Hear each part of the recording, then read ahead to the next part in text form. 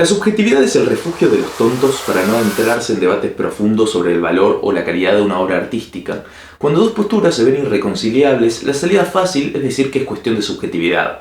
Y sí, por supuesto que cada persona, según las experiencias e individualidades, pueden valorar de una forma u otra una pieza artística. Ahora, no creo que este hecho deba hacernos perder el gusto por el debate en sí mismo, ya que es en este proceso, ya sea de criticar o alabar las características de una obra para defender una postura determinada, que podemos llegar a un análisis más profundo de la misma, así como de nosotros como individuos. Me puse filosófico con la reflexión, pero pasa que la película de la que voy a hablar hoy me di cuenta de que tuvo una recepción mixta en el público. Por un lado, hay un sector de la crítica que la considera como una de las posibles competidoras en los Oscar, y sin embargo, hay otra parte de la audiencia que le resultó errática y un poco pretenciosa. Sin ir más lejos, la función a la que yo asistí terminó, aparecieron los créditos y todo el mundo se quedó así. Entonces, eso me hace llevarme a preguntar: ¿es una buena película Die My Love? En 2002, la autora argentina Ariana Harwicz publica su primera novela titulada Mátate Amor. En ella relata la experiencia de una mujer quien vive en el campo junto a su esposo y su hijo recién nacido, y empieza a adentrarse en una espiral de locura que termina manifestándose en todo su entorno. Lo que más destacó del libro fue cómo la novela utiliza el estado mental de su protagonista para así poder construir una narración la cual es no lineal y también tiene desvaríos en el tiempo. Fue tanto el éxito que no solo se quedó en el territorio hispanohablante, sino que llegó a las manos del propio Martin Scorsese, uno de los mejores directores norteamericanos contemporáneos, quien decidió producir una adaptación fílmica de la novela. Lejos de estar en el banco del director, Scorsese eligió a la británica Lini Ramsey, la cual, junto con el estudio, decidió que la protagonizaran dos de los mejores actores de su generación, como lo son Jennifer Lawrence en el papel de Grace y Robert Pattinson como Jackson. Dado que la cinta tiene muchas aristas, voy a dividir este video en dos partes. Por un lado, un análisis técnico de los elementos de la cinta, y por el otro, un análisis sobre la trama y los personajes. Es muy difícil comparar al cine con otras artes, dado la pluralidad de lenguajes que convergen en el primero. Si bien está sobreentendido que una película para sobresalir tiene que tener un cierto nivel técnico, tanto en guión como fotografía, sonido, actuaciones, etc., generalmente son uno o dos de estos apartados los que terminan provocando que una película se destaque. En este caso particular me sucedió que llevaba tiempo sin ver en el cine una película que lograra combinar tan bien los distintos elementos del lenguaje audiovisual para así contar al unísono la historia. Desde el apartado visual podemos observar que desde el comienzo tenemos una relación de aspectos de 4/3, lo cual es mucho más cuadrado a lo que estamos acostumbrados a ver en el cine, pero era el estándar de imagen que se presentó durante toda la primera mitad del siglo XX, dado que las cámaras de por aquel entonces era el único formato que los sensores podían captar. En esta oportunidad me parece que el 4/3 no está implementado para dar una sensación de época, sino para hacer que los personajes se encuentren más encerrados en el encuadre. La propuesta de color y luces acompaña esto. Hay un tono verde predominante tanto en las sombras como en las altas luces. Esto junto al uso de lentes anamórficos, lentes tipo Petzval, que hacen que las zonas fuera de foco se vean curvadas, afianza la sensación de locura y malestar de la protagonista. Para las escenas de noche, que no son pocas, se optó por una iluminación y un look bastante naturalista. Se estila en el cine luchar con ese pacto de la ficción que tenemos con el espectador, para hacer que las noches se vean iluminadas y se pueda discernir bien todo. No es el caso acá, hay un hincapié en las sombras y en muchas partes que no se ven durante las escenas de noche, lo cual, además de tener ese look naturalista que menciono, también en el marco de la historia tiene sentido porque, como mencioné, la casa está en el medio de la nada. En las escenas de día se juega con ese tono verde que da una sensación de malestar y de irrealidad en cierto punto, pero no se deja por eso de resaltar ciertos tonos en específicos. Particularmente se asocian distintos colores con ciertas sensaciones puntuales, por ejemplo, el rojo para las escenas que involucran agresividad o sexo y el azul para la calma. Lo interesante con esto es que esta propuesta estética tiende en algunos momentos a combinar varios de esos tonos, solapando de alguna manera los sentimientos que está reprimiendo el personaje protagónico. Estas combinaciones de la forma en las que están enfatizadas en la película sirven para subrayar el estado emocional de los personajes en distintas escenas. El diseño sonoro también destaca mucho, porque si bien la fotografía se mantiene constante durante todo el film, es el sonido el que marca los puntapiés del descenso a la locura del personaje de Grace. Por poner un ejemplo, hay varias escenas donde se escucha música y los personajes están bailando, o sea que la música es diegética, está dentro de la escena sonando, pero de repente o bien se corta inmediatamente a una escena en completo silencio donde solo se escuchan los ruidos de la casa, o por el contrario pasa a que haya un golpe fuerte que termina siendo estridente y casi que genera ese efecto de terror. De nuevo, cuando la vi en el cine hubo un momento que sucede eso y una de las personas que estaba enfrente mío se levantó del asiento y dijo palabras impropias para un video de este estilo. Las actuaciones del mismo modo acompañan, sin solapar, al aspecto visual y sonoro. Los personajes están en muchos momentos en silencio, simplemente dejándose ver dentro del espacio y el estado de sus personajes. Pattinson y Lawrence tienen una química espectacular. Si bien el código actoral de la película no es uno naturalista, en ningún momento este exceso de energía o esto que está un poco corrido del naturalismo que vemos en los dramas nos saca de la inmersión en la historia, lo cual es algo muy bueno. Del mismo modo se aprovecha este código actoral para incorporar elementos de expresión corporal que no son tan usuales en el cine y por el contrario se ven un poco más en el teatro. Hay un montón de paralelismos con el personaje de Grace y distintos animales y se incorpora eso en la interpretación de Lawrence.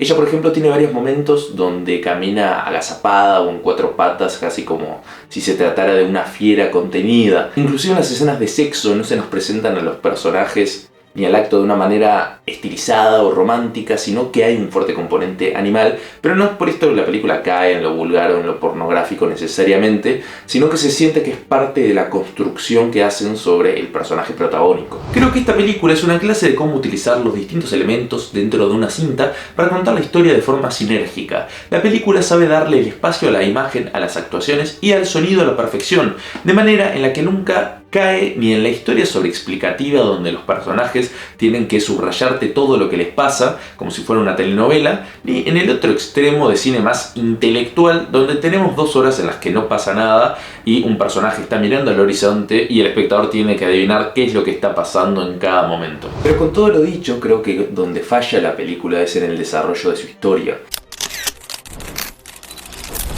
Al comienzo vemos como Grace y Jackson llegan a una casa que solía pertenecer al tío de Jackson, pero este terminó acabando con su vida dándose un escopetazo en el ano. Menciono que es en el ano porque la película reflexiona en un momento sobre por qué tomó la decisión de salir del mundo de esa manera, pero bueno, no es el punto ahora de lo que estoy diciendo. Grace es escritora pero tiene un bloqueo creativo y Jackson no sabemos bien a qué se dedica, pero por su trabajo está mucho tiempo fuera de casa. Ambos mantienen relaciones en el living vacío y tenemos un corte a un bosque prendiéndose fuego y los títulos de la película. Corte a tiempo después. Ambos tienen a un bebé. Grace está buscando a Jackson para volver a tener relaciones, pero Jackson no deja de rechazarla y ser indiferente en general hacia ella. Y acá es donde podemos comenzar a analizar qué es lo que provoca la locura de Grace. Aclaro por las dudas, yo no leí el libro, por lo que ignoro cómo se desarrolla ahí la psiquis de la protagonista. Este análisis es exclusivamente basado en lo que se muestra en la película. Y es que en una primera lectura, tal vez la más reduccionista, es que Grace sufre de una depresión posparto. Y yo no digo que no sea así, pero debido a cómo se nos cuenta la historia, me da la impresión de que el hastío y la agresividad que siente Grace en su situación actual se debe también a cuestiones más existencialistas. Vemos que Grace es una persona que canaliza gran parte de sus emociones a través del sexo. Todos los momentos de intimidad emocional que comparte con Jackson también tienen un componente de erotismo o de iniciación sexual por parte de Grace. Inclusive esto se ve reflejado en un flashback que tiene la película donde Grace ya está embarazada y están en el velorio de su suegro, o sea, del padre de Jackson, y la manera que ella tiene de consolarlo y su lenguaje corporal dan a entender como que también hay un inicio de una búsqueda de llegar a un punto sexual en algún momento. También todo esto refuerza y hace hincapié el que cuando Jackson empieza a rechazarla y ser indiferente, ella se siente tan frustrada, porque como digo, parece que es la manera donde ella canaliza y comunica sus emociones hasta cierto punto, lo cual termina desembocando en este lenguaje corporal animal del que hablé que tiene Grace, casi que se tratara como si fuera una fiera enjaulada o algo por el estilo. Creo que es el simbolismo al que apunta la película. Esto empeora cuando Jackson trae un perro a la casa, y es que ella le había dejado claro que quería un gato, pero lo peor no es que su pareja solo la ignora y prioriza sus deseos por sobre los de ella, sino que además pretende que sea Grace quien se haga cargo del perro mientras él se va todo el día por ahí y la engañará en el proceso. La verdad, un tipazo Jackson. Es con la llegada del perro que queda más marcada la faceta animal de Grace, y es que cualquiera que tenga un gato en casa se va a dar cuenta que la forma en la que ella se comporta con la llegada del canino es igual al comportamiento de un gato cuando quiere llamar la atención, rompiendo cosas o tirándolas en lugares randoms. Sí, por ahí que soy yo que vivo con una perra y 2 gatos, me estoy volviendo loco. Completamente harta, Grace va hasta la casa de su suegra, toma la escopeta de su difunto suegro y le dispara con ella al perro. Esto ocurre a la hora justa de película y es a partir de acá donde la película comienza a perder el ritmo, porque en toda la primera parte tuvimos el descenso a la locura de Grace y el ver cómo su rabia y cómo su intolerancia frente a la situación actual iba creciendo, mantenía de alguna manera enganchados porque sentíamos que en cualquier momento todo se iba a ir a la mierda. Pero al ver que Jackson sigue sin prestarle atención, Grace decide pasar por una puerta de vidrio para llamar su atención, terminando así en el hospital, y es en este punto donde la historia cambia de dirección y pasa de ser un descenso a la locura con toques de suspenso a un drama sobre la depresión. Y ojo, esto no está mal a nivel conceptual, pero el pasar de esa perspectiva subjetiva a algo más objetivo y que por esto el peso de la narración vire un poco de Grace a Jackson tener un poco más de protagonismo, hace que la trama a nivel general pierda interés. Ya había quedado claro por el contexto visual y sonoro e inclusive los hechos que se nos muestran, que la percepción mental de la realidad y por tanto lo que nosotros vemos como espectadores no es del todo objetivo. Pero en este punto, toda la situación mental y anímica de Grace parece comenzar a girar sobre el hecho de que tiene depresión posparto. Y si bien tengo entendido que el libro toma bastante de eso y en la película claramente se ve de que esto es así hasta cierto punto, creo que es una visión un poco reduccionista de todo el estado en su vida que está pasando Grace, ya que yo creo que en realidad hay cuestiones ambientales que también la llevan a cometer todas esas acciones y a sentirse de esa manera. Si ordenamos los hechos de manera cronológica y lineal, vemos que Grace se fue a vivir con su pareja a una casa en el medio de la nada que pertenece a la familia de él. La familia de ella no aparece en ningún momento. Ella tiene el deseo de poder retomar su carrera como escritora, pero en el proceso queda embarazada y es durante dicho embarazo que su suegro muere, por lo que ella procura contener a su pareja. Después de que su hijo nace, Grace no solo se encuentra con que Jackson ya no la desea, sino que también la engaña. Para peor, como él trabaja todo el día, todas las responsabilidades domésticas y del bebé terminan en manos de ella. Es por este motivo que cuando su pareja trae al perro, ella termina de estallar. Todos estos hechos, por supuesto que no justifican las peores acciones que comete ella, pero sí sumado a que su perspectiva es la que vemos, inclusive como digo, desde un nivel visual y sonoro, hace que de alguna manera nosotros como espectadores nos pongamos en el lugar de ella y querramos que gane, entre comillas. Hacia el final de la película, spoiler, Grace pasa un tiempo en un hospital psiquiátrico y cuando sale ve como su esposo dice ya no ser el mismo, se hizo cargo del bebé todo este tiempo, arregló y pintó la casa, etc. Aunque la película deja entrever que sigue siendo infiel a Grace. Hay un par de idas y vueltas donde Grace tiene bajones y subidas emocionales, mientras que Jackson claramente no sabe cómo gestionar la situación, y todo esto culmina con Grace tomando el cuaderno donde usaba para escribir y lo prende fuego y lo tira al bosque, provocando así un incendio, y ella camina hacia el fuego. Jackson trata de seguirla, pero al final se termina quedando mirando como su esposa camina hacia las llamas con cara de "no sé qué está pasando". La verdad, no sé si este final es literal o es simbólico.